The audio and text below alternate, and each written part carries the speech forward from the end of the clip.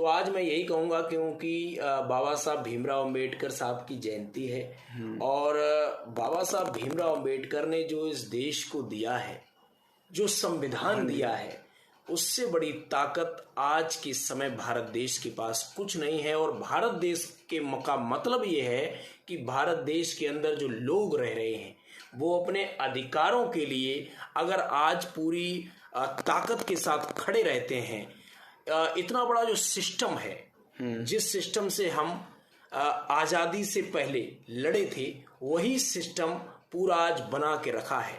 कहीं ना कहीं वही लोग सत्ता में बैठे हैं जो कहीं ना कहीं इस संविधान को ख़त्म करना चाहते हैं।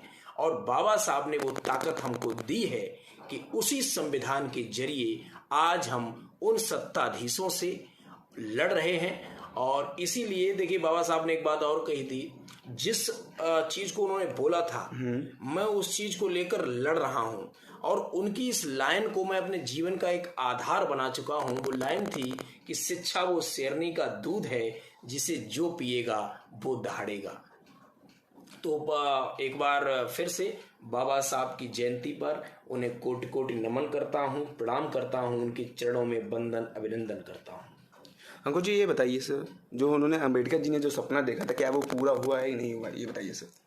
बाबा साहब भीमराव अंबेडकर ने जो सपना देखा था, देखिए एक समय ऐसा समानता का देखा था, समानता का सपना देखा था विनय भाई। एक समय था जब बाबा साहब भीमराव अंबेडकर साहब को स्कूल में पढ़ने का मौका नहीं मिलता था और जब वो किसी नल पे पानी पीने जाते थे तो उन्हें पानी तक पीने को नहीं दिया जाता था। और मैं आपको एक बात बता दूं विनय भाई कि अगर गांधी जी के साथ ये समस्याएं होती तो गांधी जी भारत छोड़ो आंदोलन से पहले भेदभाव और छुआछूत छोड़ो इसके पक्ष में इसके खिलाफ पूरी तन्मयता से खड़े होते। और गांधी जी के सामने ये समस्याएं नहीं आई, ये बाबा साहब भीमराव अंबेडकर के सामने आई। इसीलिए उन्होंने ये बीड़ा उठाया कि छुआछूत को खत्म करेंगे और हम शिक्षित बनेंगे, संगठित बनेंगे। जब हम शिक्षित बनेंगे तो इस देश के अंदर जिस तरीके से और लोगों को मुकाम मिलता है, उनकी पहचान होती है, उनको सम्मान मिलता है, वो मुकाम, वो पहचान, वो सम्मान हमको भी मिलेगा, हमारे समाज के लोगों को भी मिलेगा। और वो हमारा समाज नहीं था, वो जिस भी समाज के साथ अन्याय अत्याचार होता था, बाबा साहब भीमराव अंबेडकर उनके साथ कंधे से कंधा मिलाकर खड़े रहते थे। और उस समय दलितों के साथ अत्याचार अन्याय होता था। और जो आप कह रहे हैं कि क्या सपना पूरा हुआ है, नहीं हुआ है, ये मैं 100% कहता हूं। आज भी अगर कोई दलित घोड़ी पर चढ़ जाता है तो उसको घोड़ी से उतार कर उसको पीटा जाता है, मारा जाता है। यदि कोई दलित की डेड बॉडी किसी ऊंचे, जो ऊंचे कहते हैं, मैं कोई ऊंचा नीचा नहीं मानता, मैं उनको तुच्छ मानता हूं जो ये ऊंच और नीच की बात करते हैं। जो डेड बॉडी होती है, अगर उनके खेतों से निकले तो वो खेतों से उस दलित की डेड बॉडी तक नहीं निकलने देते। ये देश के अंदर हो रहा है, तो हम कैसे कह दें दोस्त कि बाबा साहब भीमराव अंबेडकर साहब का सपना पूरा हो गया है। मतलब कहना चाहते हैं कि सपना अभी तक पूरा नहीं हुआ? बिल्कुल नहीं साहब। तो भेदभाव अभी जारी है कि कम हुआ, कुछ कम गिरे हैं आंकड़े, नहीं गिरे हैं क्या?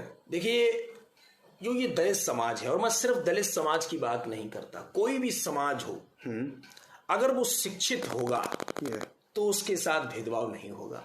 अब आप मायावती जी को ले लीजिए, मायावती जी के साथ कौन भेदभाव करता है? कोई करता है?